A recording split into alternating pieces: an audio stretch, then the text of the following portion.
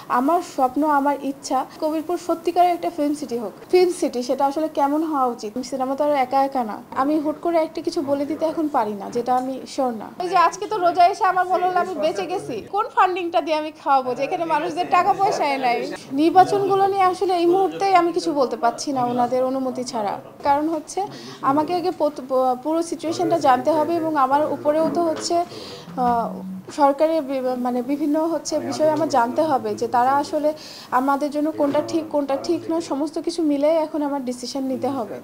কারণ আমি হুট করে একটা কিছু বলে দিতে এখন পারি না, যেটা আমি শিওর না। খুব রিসেন্ট আমাদের এখানে একজন ভিজিট করে গিয়েছেন, যে কিনা বাইরের দেশে ওয়ার্ল্ড ওয়াইড যে মার্কেটটা সিনেমার সেখানটায় কাজ করেন, এবং উনি আমাদের সাথে কথা বলেছেন, আমাদের জায়গাগুলোও দেখে গেছেন। ওনারা আমাদেরকে শুধু আমাদের সিনেমার ওয়ার্ল্ড ওয়াইড পৌঁছে দেওয়া না, আমরা যেন অন্যান্য সিনেমা ইন্ডাস্ট্রি যে সুযোগগুলো পায়, বাইরের দেশের গভর্নমেন্টগুলো যে অনুদানগুলো দেয়, সেই সব নিয়েও আমি খুব চাই যে ওনারা আমাদের জন্য কাজ করেন, এবং উনি আমাদের আশ্বস্ত করেছেন উনি এই কাজগুলো করবেন, এবং আমাদের সিনেমা যেগুলো ভালো হবে বা ওই ক্রাইটেরিয়া সিনেমাগুলো যেন ওয়ার্ল্ড ওয়াইড পৌঁছে যায়, সেই ব্যবস্থা উনি করবেন বলে কথা বলেছেন। আমি এই কয়েকদিনের মধ্যে আমাদের এই মিটিংটাও করা হয়ে গেছে। আর আমার সামনে প্ল্যান হচ্ছে সিনেমার বিভিন্ন স্টেক হোল্ডার যারা আছেন প্রত্যেকের সাথে আমি বসবো। এই সপ্তাহটা আসলে আমার এই নিয়েই কাজ। আমি যে এই প্ল্যানগুলো আপনাদের সাথে শেয়ার করলাম যে আমাদের এই জায়গাটা থেকে উন্নয়নের জন্য, এই জায়গার প্রত্যেকটা প্ল্যান শেয়ার করে, এবং তাদের প্রত্যেকের কাছে তাদের মতামতগুলো, তাদের পরামর্শগুলো আমি সব কিছুই আসলে নিতে চাই, কারণ সিনেমা তো আর একা একা না।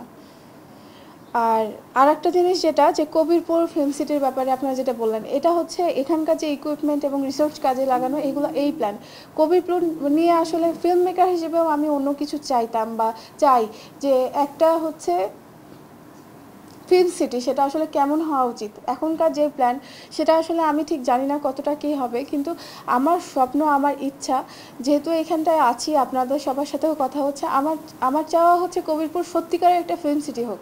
সেখানে যেন শুটিং করতে গেলে একটা ডিরেক্টর যদি চায় যে হচ্ছে আদি বাংলার কোনো গ্রামকে দেখাবে, প্রেজেন্ট করবে, সেখানে যেন তাকে একটা ইউক্যালিপটাস গাছ এবং কারেন্টের খাম্বা তার এইসব ছাড়া একটা খুঁজে বের করতে যেন কষ্ট না করতে হয়। সেখানে ঢেকি থাকবে, গ্রাম থাকবে, মাটির বাড়ি থাকবে, একদম পুরো আদি গ্রাম, একদম একটা সেক্টর থাকলো, একটা মফস্বল এলাকা থাকলো, একটা সিটি থাকলো, এরকম করে সেক্টর করে করে যে সত্যিকারের ফিল্ম সিটি, সেখানে ওরকম সেটগুলো থাকুক। তাহলে কে বলেন তো যাবে না শুটিং করতে?